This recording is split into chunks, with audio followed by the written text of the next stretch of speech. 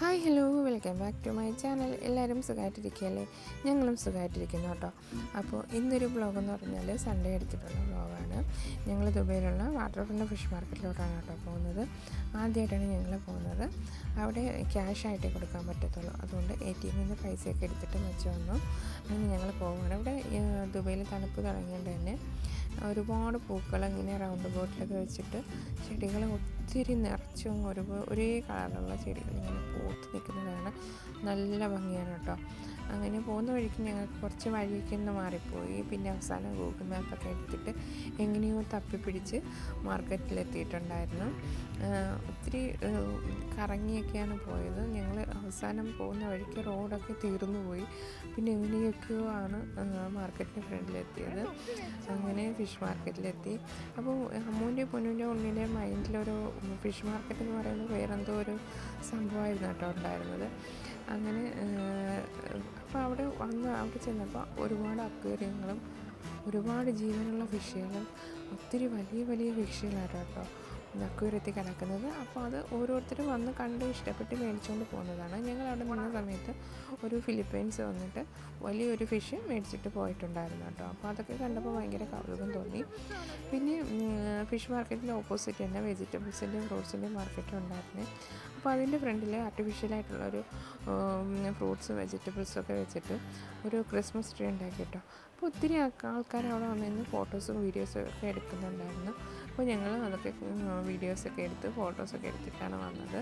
നല്ല ഭംഗിയുണ്ടായിരുന്നു കേട്ടോ. അങ്ങനെ നമുക്ക് കുറച്ച് മീൻ മേടിച്ചാൽ മതിയായിരുന്നു.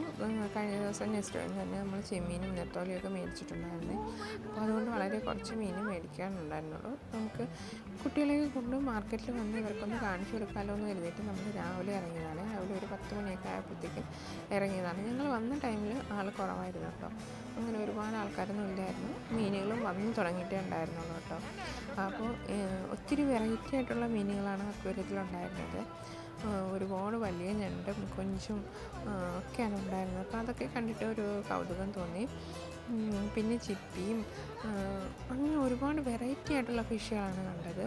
കുപ്പിക്കകത്ത് കിടക്കുന്ന മീൻ, വെള്ളത്തിനകത്ത് കുപ്പിയിനകത്താണ് ഇട്ടേക്കുന്നത് കേട്ടോ മീനുകൾ. അപ്പോൾ അതൊക്കെ കണ്ടിട്ട് നിന്നു. അതൊക്കെ കാണുമ്പോൾ അമ്മൂനും പൊന്നിനും ഉണ്ണിക്കും ഭയങ്കര ഒരു കൗതുകം തോന്നി കേട്ടോ.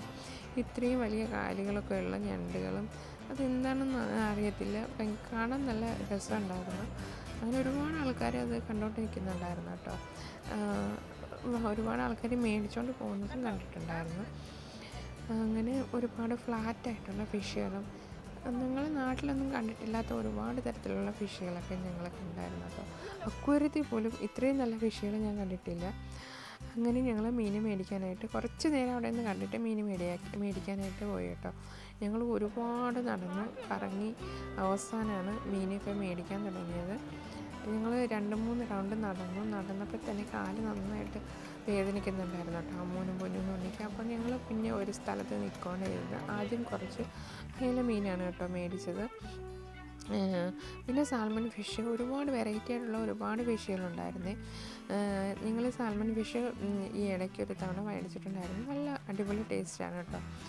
അങ്ങനെ കുറച്ച് അയല മേടിച്ചു. അയല മേടിക്കുന്ന ടൈമിൽ ഞങ്ങളുണ്ടായിരുന്നേ.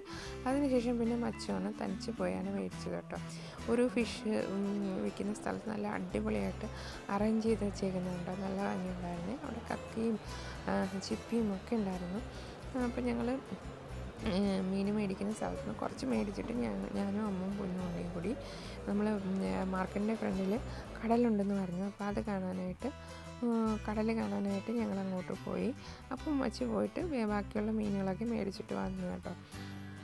അങ്ങനെ ഇപ്പോൾ ഒരു തണുപ്പായതുകൊണ്ട് നമുക്ക് പുറത്തിറങ്ങുന്നതിനൊന്നും അങ്ങനെ ഭയങ്കര ചൂടും കാര്യങ്ങളൊന്നും ഇല്ലാത്തതുകൊണ്ട് തന്നെ കുറച്ച് നേരം കടലൊക്കെ കണ്ടിട്ട് നിന്നായിരുന്നു കേട്ടോ.